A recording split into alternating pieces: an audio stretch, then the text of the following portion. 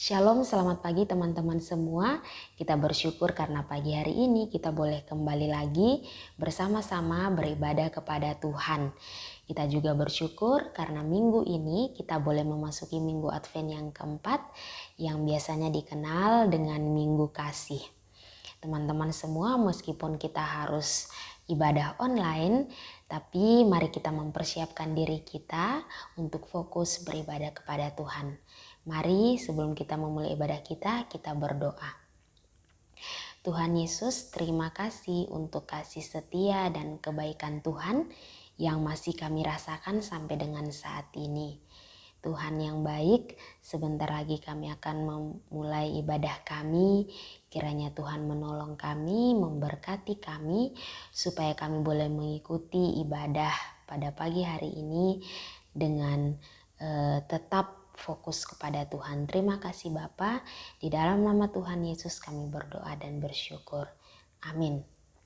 Teman-teman semua, mari bersama-sama kita mendengarkan ayat panggilan beribadah kita yang terambil di dalam Lukas pasal yang kedua ayat yang ke-14 yang berbunyi, "Kemuliaan bagi Allah di tempat yang maha tinggi dan damai sejahtera di bumi di antara manusia yang berkenan kepadanya." Teman-teman semua, Allah kita adalah Allah yang setia dan Ia layak untuk menerima pujian dari kita. Mari bersama-sama kita menyanyikan sebuah pujian dari Kidung Jemaat 81, "Oh Datanglah Immanuel."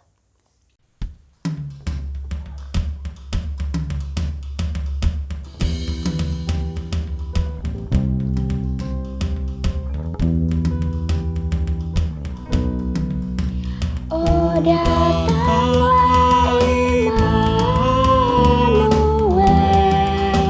tebus umatmu Israel, yang dalam berkeluh kesah menantikan penolongnya.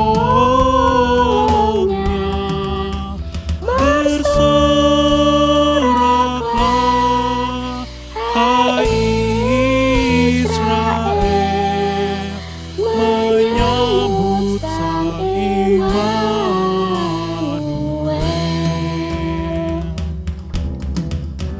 Oh datanglah tunas Isai, patahkan belenggu pedih, dan umatmu lepaskanlah dari lembah sengsaranya. Bersoraklah, hai Israel, menyambut Sang Immanuel.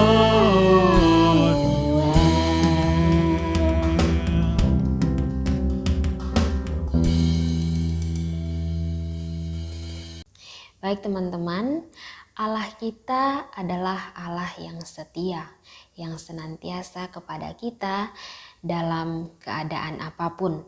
Namun seringkali kita adalah umat manusia yang justru meninggalkan Tuhan, justru tidak setia kepada Tuhan. Oleh sebab itu, mari saat ini kita datang di hadirat Tuhan, kita mengaku dosa kita di hadapannya. Mari kita berdoa. Tuhan Yesus, kami bersyukur untuk kesetiaan Tuhan yang masih kami rasakan sampai dengan saat ini. Baik kami dalam keadaan susah, kami dalam keadaan senang, Tuhan masih tetap setia kepada kami.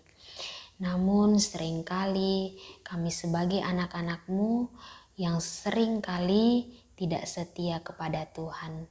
Tuhan, ampuni segala dosa kami, ampuni segala ketidaksetiaan kami. Tuhan, kiranya Tuhan juga mengampuni setiap dosa yang kami lakukan yang tidak berkenan di hadapan Tuhan. Kiranya Tuhan juga menolong kami, perbarui kami setiap hari, supaya kami juga semakin hari boleh menjadi serupa seperti Engkau. Di dalam nama Tuhan Yesus kami bersyukur. Amin. Teman-teman semua, kita percaya bahwa Allah telah mengampuni kita. Untuk itu dengarkanlah berita anugerah yang terdapat di dalam 2 Timotius pasal yang kedua ayat yang ke-19 yang berbunyi, "Tetapi dasar yang diletakkan Allah itu teguh dan materainya ialah Tuhan mengenal setiap kepunyaannya, dan setiap orang yang menyebut nama Tuhan hendaklah meninggalkan kejahatan." Teman-teman sekalian, kita bersyukur untuk pengampunan yang telah Tuhan anugerahkan kepada setiap kita. Dan sebagai respon syukur kita kepada Tuhan, sekaligus kita mempersiapkan diri kita untuk mendengarkan firman Tuhan, mari kita bersama-sama kembali memuji Tuhan, diam di hadirat-Mu.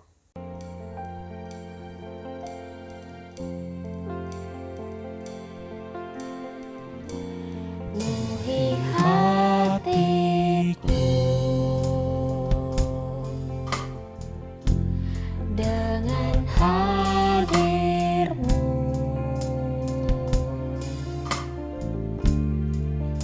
ku rindu memandang wajah-Mu, oh Tuhan, di dalam kekudusan-Mu.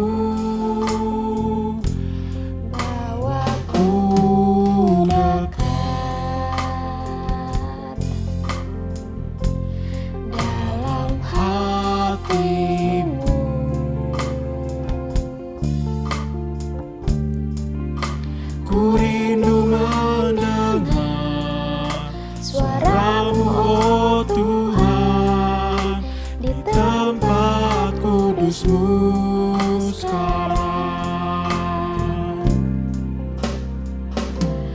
Ku rasakan kasih-Mu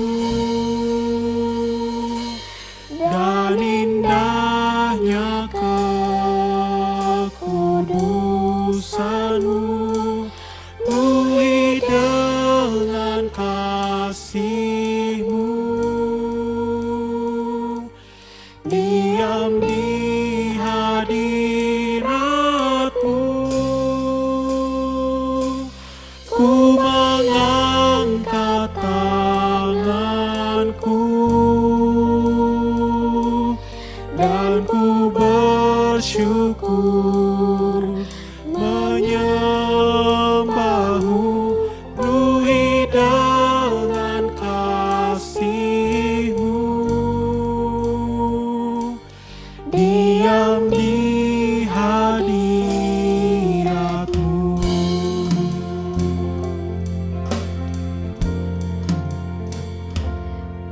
Bawaku dekat dalam hati-Mu,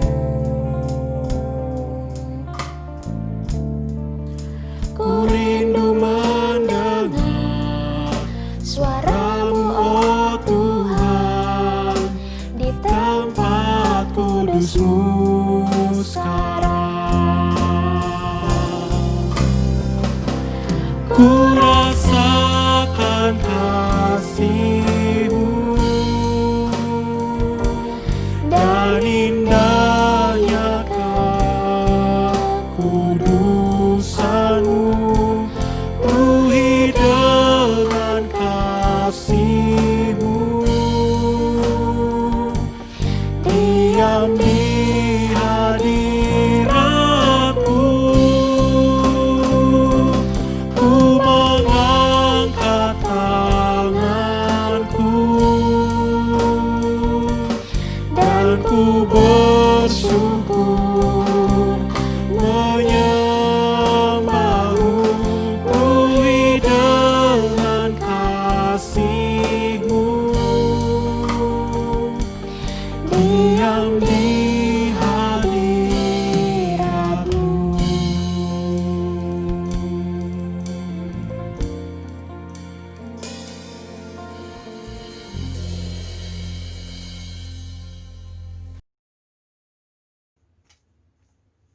Selamat pagi teman-teman. Senang bertemu kalian lagi. Minggu ini kita sudah memasuki minggu Advent yang keempat. Ya, itu berarti ini minggu terakhir dari masa penantian akan kedatangan Yesus di hari Natal. Dan itu juga berarti minggu depan kita merayakan Natal. Yeay! Bagaimana perasaan kalian terhadap Natal tahun ini? Kak Van berharap meskipun perayaan Natal tahun ini berbeda dengan tahun-tahun sebelumnya, tapi pengharapan, damai sejahtera, dan sukacita Natal, Kak Van berharap ada di dalam hidup kalian, di dalam hati kalian bersama dengan keluarga. Oke? Mari sekarang kita siapkan hati kita mendengarkan firman Tuhan. Mari kita berdoa. Bapa di dalam surga, terima kasih pada saat ini kami boleh mendengarkan firman-Mu. Tolong agar kami boleh mendengarkan firman-Mu dengan baik. Dan paling penting Tuhan, tolong ajar kami agar kami boleh melakukan firman-Mu. Berdoa juga untuk hamba-Mu agar hamba-Mu ini boleh memberitakan firman-Mu dengan baik sehingga anak-anak boleh mengerti. Terima kasih Tuhan, di dalam nama Tuhan Yesus kami berdoa. Amin. Apa kalian tahu tema minggu Advent keempat kita? Kalau minggu pertama kita bicara tentang pengharapan. Minggu kedua kita bicara tentang damai sejahtera. Minggu ketiga kita bicara tentang sukacita. Dan minggu ini, minggu keempat kita akan bicara tentang setia. Siapa yang setia? Tentu saja Allah kita. Dan tema kita hari ini adalah Allahku setia. Apa pengertian kalian tentang setia? Kalau menurut KBBI, setia adalah berpegang teguh pada janji atau pendirian. Nah, di dalam kesetiaan itu ada unsur ketaatan. Alkitab punya bahasa sendiri untuk menggambarkan kesetiaan. Allah yang setia itu dikatakan Allah yang tidak berubah. Jadi kalau Allah sudah berjanji, tidak ada satupun atau apapun yang bisa menggoyahkan pendirian Allah. Jadi kalau dia berjanji, dia pasti akan menepati. Jadi Allah itu kokoh gitu ya. Nah, di dalam Alkitab yang akan kita baca ini kita akan melihat kesetiaan Allah dibandingkan dengan ketidaksetiaan manusia. Kita buka Maleakhi pasal ketiga. Kalian tahu kitab Maleakhi? Kitab Maleakhi adalah kitab terakhir dari Perjanjian Lama. Sudah ketemu? Maleakhi pasal 3 ayat 1 sampai 7. Biasanya Kak Afan akan membacakan untuk kalian, tapi kali ini Kak Afan pengen ajak kalian untuk membaca bersama-sama bersuara. Tentu saja di rumah masing-masing ya. Oke? Sudah siap? Maleakhi pasal 3 ayat 1 sampai 7. Kita baca bersama-sama. 1, 2, 3. Lihat, aku menyuruh utusanku supaya ia mempersiapkan jalan di hadapanku. Dengan mendadak Tuhan yang kamu cari itu akan masuk ke baitnya. Malaikat perjanjian yang kamu kehendaki itu, sesungguhnya ia datang, firman Tuhan semesta alam. Siapakah yang dapat tahan akan hari kedatangannya? Dan siapakah yang dapat tetap berdiri apabila ia menampakkan diri? Sebab ia seperti api tukang pemurni logam dan seperti sabun tukang penatu. Ia akan duduk seperti orang yang memurnikan dan mentahirkan perak. Dan ia mentahirkan orang Lewi, menyucikan mereka seperti emas dan seperti perak, supaya mereka menjadi orang-orang yang mempersembahkan korban yang benar kepada Tuhan. Maka persembahan Yehuda dan Yerusalem akan menyenangkan hati Tuhan seperti pada hari-hari dahulu kala dan seperti tahun-tahun yang sudah-sudah. Aku akan mendekati kamu untuk menghakimi dan akan segera menjadi saksi terhadap tukang-tukang sihir, orang-orang berzina dan orang-orang yang bersumpah dusta, dan terhadap orang-orang yang menindas orang upahan, janda dan anak piatu, dan yang mendesak ke samping orang asing dengan tidak takut kepadaku, firman Tuhan semesta alam. Ayat 6, bahwasanya aku Tuhan tidak berubah, dan kamu Bani Yakub tidak akan lenyap. Sejak zaman nenek moyangmu kamu telah menyimpang dari ketetapanku dan tidak memeliharanya. Kembalilah kepadaku, maka aku akan kembali kepadamu, firman Tuhan semesta alam. Sampai di sini pembacaan kita. Ayat mana yang menunjukkan bahwa Allah itu setia? Kalian tahu? Ayat 6. Bahwasanya aku Tuhan tidak berubah dan kamu Bani Yakub tidak akan lenyap. Ini adalah janji Tuhan yang luar biasa.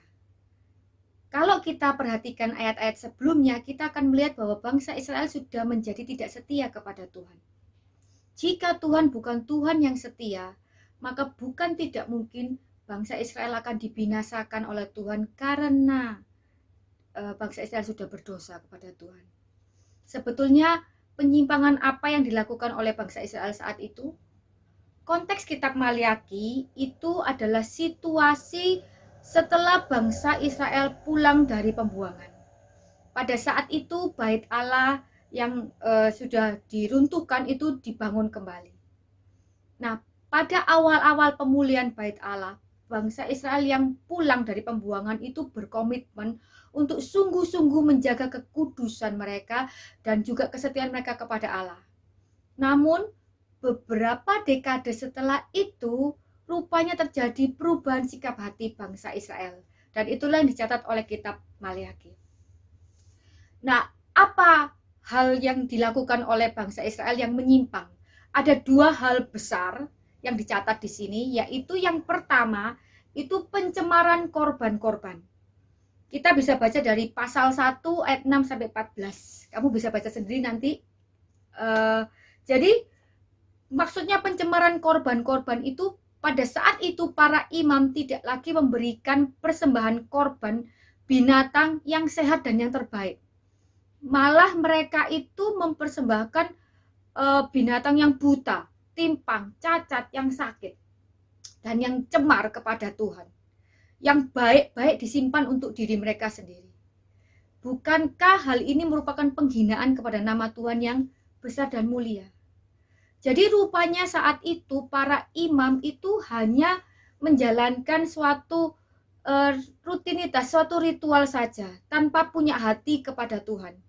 Dari tampak luar mereka menjalankan kewajiban. Mereka tetap beribadah, mempersembahkan korban. Namun pada kenyataannya korban yang diberikan adalah korban yang tidak layak kepada Tuhan. Tidak layak untuk diberikan kepada Tuhan. Jadi para imam itu tidak setia kepada Tuhan. Mereka tidak sungguh-sungguh kepada Tuhan. Nah, teman-teman, kalau kita merenungkan ya dan mengevaluasi hal ibadah kita juga, mungkin ada baiknya kita memikirkan kembali. Apakah kita sudah sungguh-sungguh kepada Tuhan? Ataukah sebetulnya kita sudah menjadi tidak setia kepada Tuhan? Pertanyaannya, kalau kita beribadah, sudahkah hati kita itu sungguh-sungguh ingin beribadah kepada Tuhan? Kita itu punya hati yang rindu mendengarkan firman Tuhan. Kita punya hati yang mau memuji Tuhan dengan sungguh-sungguh. Kita punya hati yang ini saatnya aku beribadah. Aku suka beribadah pada Tuhan. Atau sebaliknya, kita melakukan ibadah itu hanya sebuah ritual, sebuah kewajiban yang kita melakukannya tanpa hati.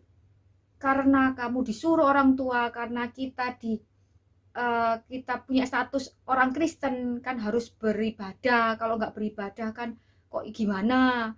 Atau kita itu sungkan kalau nggak beribadah. Sungkan nanti ditanya sama guru sekolah minggu gimana jawabnya. Sungkan juga kalau teman lain beribadah kok aku enggak begitu. Nah, yang mana? Nah, teman-teman, kalau hati kita tidak sungguh-sungguh beribadah kepada Tuhan, sebetulnya itu berarti bahwa kita tidak setia kepada Tuhan. Penyimpangan kedua dari bangsa Israel adalah dalam gaya hidup mereka. Dan sebetulnya ini tidak mengherankan kalau bangsa Israel itu jadi menyimpang. Karena para imam sendiri yang menjadi pemimpin mereka itu sudah gagal memberikan teladan yang benar. Kalau dalam ibadah saja mereka tidak memberikan satu contoh yang benar, tentu saja mereka pasti akan gagal mengajar bangsa Israel untuk taat pada perintah Tuhan yang lain. Dan dalam hal ini, dalam pernikahan, bangsa Israel melakukan pernikahan campur dengan orang-orang yang bukan Yahudi. Hal ini sebetulnya sudah sangat dilarang oleh Tuhan. Kenapa? Karena orang-orang yang bukan Yahudi itu akan membawa bangsa Israel kepada penyembahan berhala. Dan dosa penyembahan berhala inilah yang menjadi salah satu alasan kenapa Allah membuang bangsa Israel. Dan bukan hanya itu saja yang dilakukan oleh bangsa Israel di zaman Maleaki, mereka juga menceraikan istri-istri Yahudi mereka. Nah, lebih celaka lagi, ketika Maleaki menegur orang-orang ini, mereka tidak merasa bersalah dengan apa yang mereka lakukan. Bahkan mereka mempertanyakan hal seperti ini di ayat pasal 2 ayat 17. Di manakah Allah yang menghukum?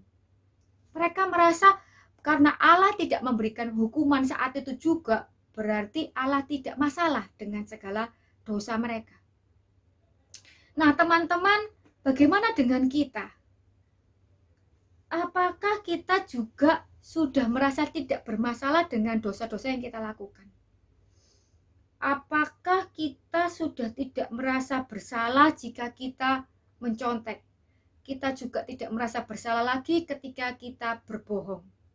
Kita juga tidak ada masalah ketika kita marah-marah dengan orang tua kita, ketika kita memaki-maki guru, ketika kita tidak sopan kepada orang tua atau orang yang lebih tua.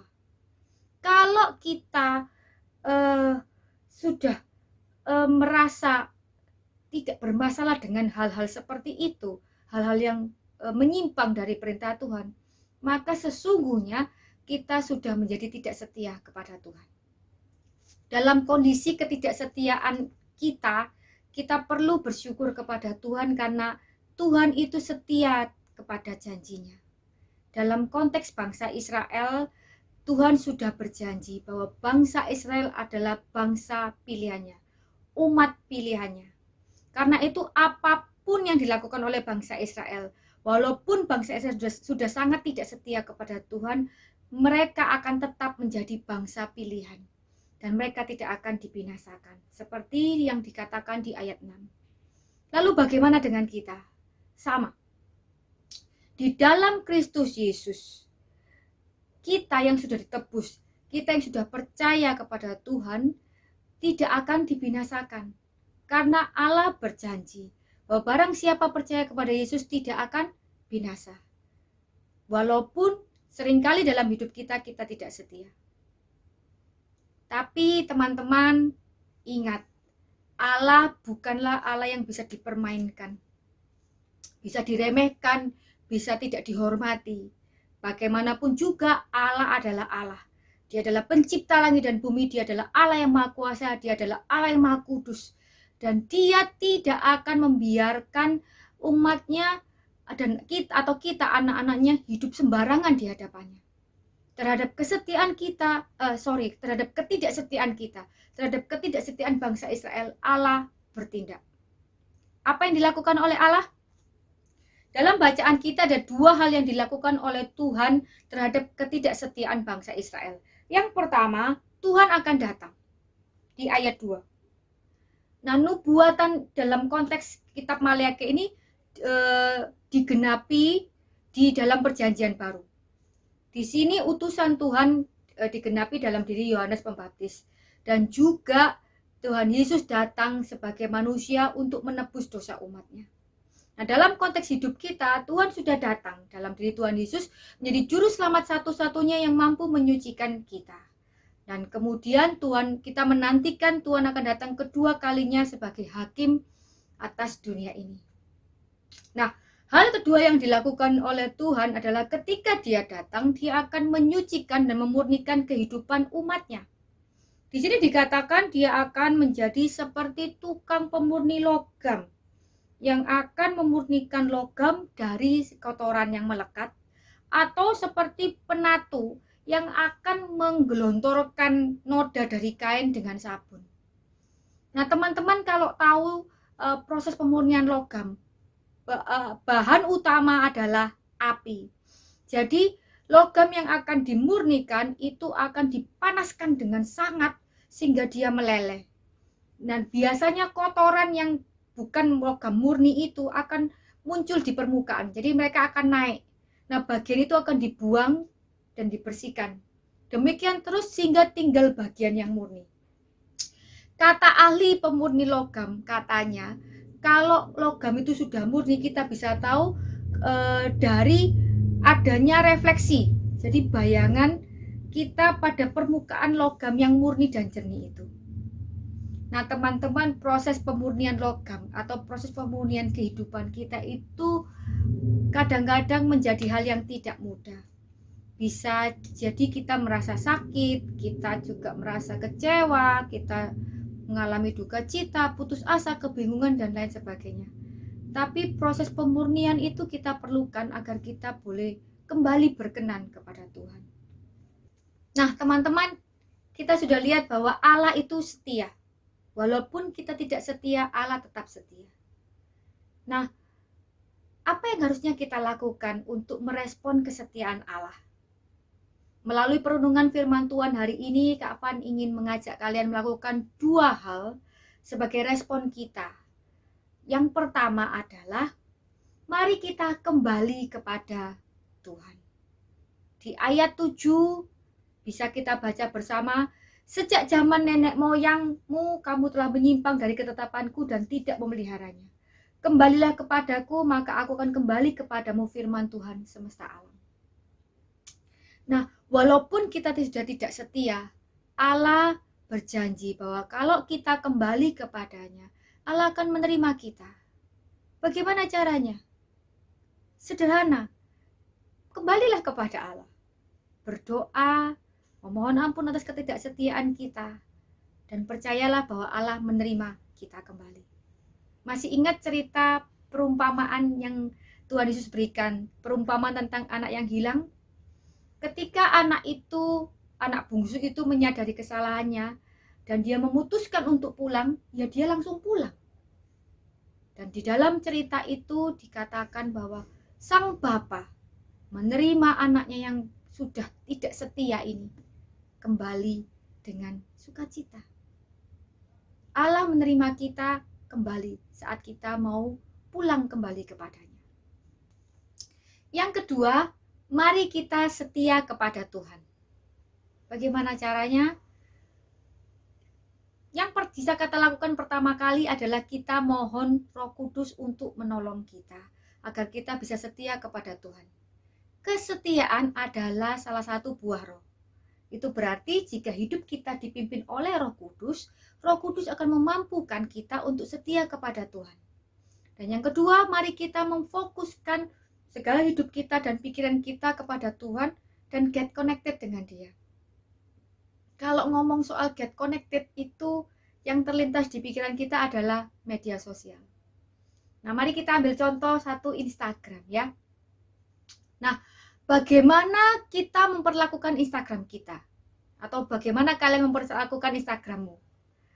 2 hal yang Kak Fadi perhatikan dalam bagi Instagramer, susahnya ngomong, adalah yang pertama, kalau nggak upload, ketika buka Instagram, kalau nggak upload sesuatu, ya melihat sesuatu, ya. Nah, minimal ya, kalau Kak Fani perhatikan, minimal setiap hari kalian pasti buka Instagram kalian. Ya melakukan salah satu dari 2 hal itu. Kalau nggak upload, ya melihat sesuatu dari orang-orang yang kita follow. Nah, dengan melakukan itu, kita jadi secara tidak langsung jadi connected dengan orang-orang yang kita follow atau yang kita lihat postingannya. Hari itu kita buka Instagram, kita bisa tahu teman kita yang baru beli sepatu baru misalnya, atau yang baru ikut dance challenge, atau yang baru bikin masakan, posting fotonya, atau baru makan di restoran mana. Pada intinya, ketika kita buka Instagram, kita dapat informasi tambahan tentang orang-orang yang kita follow. Sekarang bayangkan kalau Allah punya Instagram, Tuhan kita punya Instagram. Pasti luar biasa ya. Karena seluruh isi Alkitab itu menjadi konten postingan Allah dalam instanya Allah. Di dalam Instanya Allah itu pasti ada video tentang kasihnya, tentang pengorbanannya. Juga bisa jadi ada poster ayat yang berisi janji-janjinya. Ada juga foto-foto tentang karakter Allah, foto-foto tentang karya ciptaan Allah yang luar biasa. Lalu bagaimana dengan follower Allah? Wah, itu pasti banyak sekali. Seberapa banyak? Banyak. Ya, ada lebih dari jutaan. Dan tentu saja kita adalah salah satu followernya Insta Allah. Kenapa? Karena kita sudah percaya kepada Tuhan Yesus. Kita disebut sebagai pengikut Kristus. Kalau kita memikirkan Allah punya Instagram itu sesuatu yang keren. Karena apa? Kalau dari segi follower, rasanya tidak ada selebriti ataupun tokoh dunia yang punya follower sebanyak Allah kita. Kemudian kalau apalagi juga dari segi konten, rasanya tidak akan ada karya apapun di dunia ini yang bisa menandingi karya Allah kita. Tapi sesungguhnya yang lebih keren itu adalah menurut Kak Fani adalah ketika dari sekian banyak follower yang Allah miliki, kemudian dari segi begitu bagusnya, begitu hebatnya karya yang posting yang Allah nyatakan di dalam Instanya, itu dalam setiap postingan itu ada tag nama kita di situ. Maksudnya, jadi di dalam setiap janji Allah, di dalam setiap perintah Allah, yang walaupun ditulis 2000 tahun yang lalu itu masih berlaku untuk kita sekarang. Contohnya seperti ini, ada satu ayat yang Kak Fani ingat. Misalnya ada poster begitu ya, poster foto begitu tulisannya, aku mengasihi engkau dengan kasih yang kekal. Namanya Kak Fani di tag di situ, tag Fani. Wow, berarti Allah memang mengasihi Kak Fani dengan kasih yang kekal. Terus selanjutnya bagaimana? Jika kita bisa setiap hari buka Instagram fisik kita yang sekarang, kenapa kita tidak memperlakukan hal yang sama terhadap Instagramnya Allah? Ini yang Kak Van maksudkan dengan fokus kepada Allah dan get connected dengan Dia setiap hari. Kalau kita melihat konten Allah dalam Instanya Allah, setiap hari kita bisa jadi tahu siapa Allah. Kita jadi tahu apa yang Allah sudah lakukan dalam hidup kita. Dan pada hari itu, pada hari kita buka Instanya Allah itu, kita jadi tahu sebetulnya Allah ini ingin ngomong apa sih sama kita. Kita jadi tahu sebetulnya Allah ini ingin kita lakukan apa pada hari itu. Dan tentu saja kita juga bisa berkomunikasi kepada Allah lewat Insta. Bagaimana caranya? Ya DM kan? Nah, kita bisa berdoa kepada Tuhan. Kalau kita setiap hari get connected, jadi seperti kita buka Instagram kita buka Instagramnya Allah, kita akan memikirkan Dia. Jadi apa yang kita perbuat, apa yang kita lakukan, kita itu akan memikirkan Allah. Jadi pertanyaan yang akan kita berikan kepada diri kita itu, kita nggak pikir kayak gini kalau kita mau berbuat sesuatu. Ini papa mama ini kira-kira marah apa enggak ya? Atau guruku ini marah apa enggak ya? Bukan itu saja. Tapi lebih kepada kira-kira Tuhan senang enggak ya dengan aku melakukan ini. Terus ketika kamu melakukan kesalahan, kamu merasa, waduh aku sudah menyedihkan hati Tuhan. Aku mau mohon ampun kepada Dia. Nah, kalau kita terus melakukan itu setiap hari, kita get connected dengan Dia, sebetulnya itu adalah respon terbaik kita terhadap kesetiaan Allah terhadap kita. Teman-teman, kita juga mesti sadar bahwa kalau kita bisa lihat Instagramnya Allah, Allah juga bisa lihat Instagram kehidupan kita. Karena Allah mengasihi kita, Allah menjadikan kita anak-anaknya. Tentu saja ketika kita sudah follow Dia, Dia akan follow back kita kan? Itu wajar. Dan apa yang akan Allah lihat dalam postingan Instagram kehidupan kita? Sebetulnya Allah pasti senang kalau dalam Instagram kehidupan kita itu postingannya itu ada refleksi Allah dalam setiap hal yang kita lakukan. Kita taat kepada perintah Tuhan, kita mengasihi orang tua kita hormat kepada orang-orang di sekitar kita mengasihi teman, kita juga tidak marah-marah karena kuota habis dan kita tidak bisa main game, kita tidak marah-marah kepada orang tua saat keinginan kita tidak dipenuhi, tapi kita bisa taat dan tetap hormat kepada orang tua kita, tetap bisa bersikap baik terhadap teman kita. Dan itu semua menunjukkan refleksi kasih Allah di dalam hidup kita. Dan bukan hanya itu saja, kalau postingan kita seperti itu, yang melihat bukan Allah saja, tapi orang-orang di sekeliling kita akan melihat refleksi Allah dalam hidup kita. Itu adalah respon atau bukti kesetiaan kita kepada Allah. Dan itu keren loh. Allah kita adalah Allah yang setia. Dan sudah sepantasnya Allah mendapatkan respon kesetiaan kita. Karena itu teman-teman, di minggu ke-51 dari tahun 2020, minggu depan dalam minggu terakhir, kemudian kita berganti tahun. Mari kita kembali kepada Allah dan memohon ampun atas ketidaksetiaan kita. Itu yang pertama. Dan yang kedua, mari kita setia kepada Allah. Jika kamu buka Instagrammu hari ini, ingatlah bahwa Allah juga punya Instagram, yaitu firman-Nya. Buka firman-Nya setiap hari. Get connected dengan Dia. Kalau perlu DM Allah. Supaya kita supaya kita bisa memohon agar Roh Kudus memberi kita kekuatan untuk kita setia kepadanya. Maukah kalian semua kembali setia kepada Tuhan? Mari kita berdoa. Tuhan Allah yang setia, ampuni kami yang tidak setia. Ampuni kami yang tidak sungguh-sungguh beribadah kepadamu. Ampuni kami yang tidak taat perintahmu. Saat ini dengan rendah hati kami memohon Allah Roh Kudus untuk menolong kami setia kepadamu.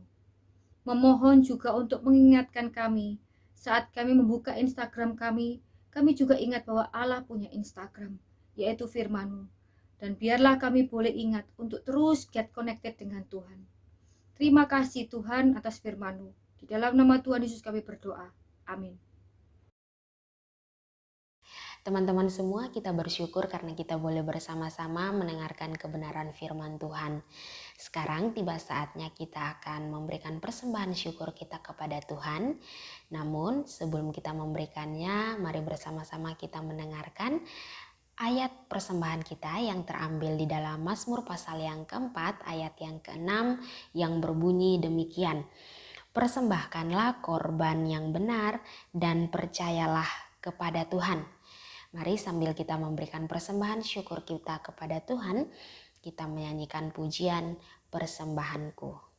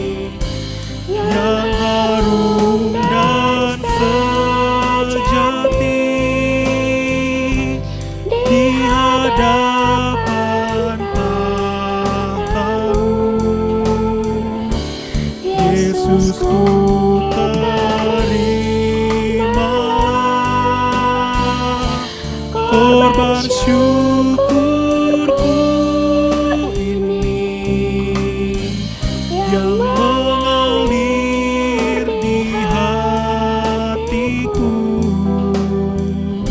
sebagai penyembahanku. Oke teman-teman semua, mari bersama-sama kita berdoa untuk persembahan syukur kita kepada Tuhan sekaligus doa penutup. Mari kita berdoa. Terima kasih Tuhan, karena Engkau adalah Allah yang setia, yang tidak pernah meninggalkan kami. Kami telah memberikan persembahan syukur kami, kiranya Tuhan boleh memberkati supaya persembahan kami ini boleh bermanfaat bagi pelayanan-Mu di tempat ini.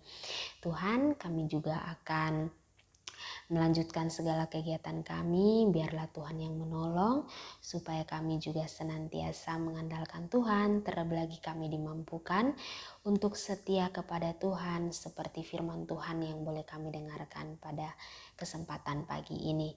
Di dalam nama Tuhan Yesus kami berdoa dan bersyukur. Amin. Kita akan mengakhiri ibadah kita pada hari ini. Mari kita berdoa. Kami bersyukur Tuhan untuk ibadah pada pagi hari ini. Terima kasih, sekali lagi kami diingatkan bahwa Engkau adalah Allah yang setia. Tolong kami agar kami boleh setia kepadamu Tuhan dalam seluruh hidup kami. Sebentar lagi kami akan melanjutkan aktivitas kami, biarlah kami boleh terus mengingat Engkau di dalam hidup kami, dan kami boleh taat pada perintah-Mu, pada firman-Mu, dan kami juga boleh berpegang pada janji-Mu, sehingga kami boleh merefleksikan Allah di dalam hidup kami. Terima kasih Tuhan, di dalam nama Tuhan Yesus kami berdoa. Amin.